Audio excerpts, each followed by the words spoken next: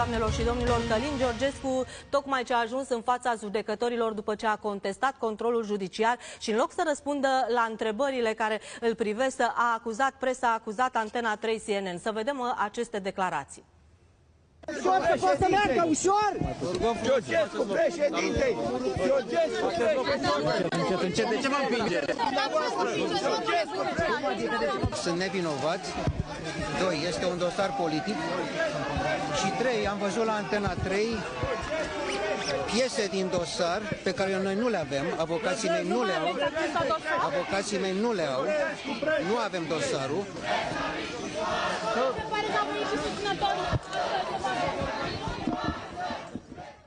Mergem la colega mea, Cristina Filip, la judecăția sectorului 1, acolo unde o să vedem ce spun și judecătorii. Bun găsit, Cristina! O să discutăm imediat să vedem ce dosar nu a văzut Călin Georgescu, pentru că sunt probe ale procurorilor care îl incriminează direct. O să vedem imediat, spune-ne, vedem multă forță de ordine în spatele tău.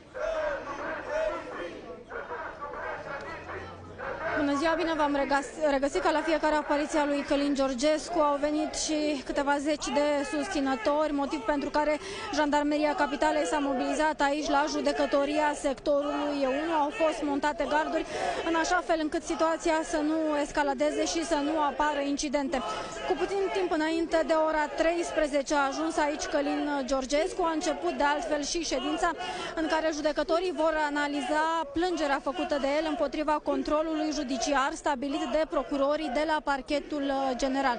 Control judiciar în dosarul în care Călin Georgescu este acuzat, printre altele, de sprijinire și constituire de grupuri care promovează xenofobia, rasismul, dar și cultul unor persoane acuzate de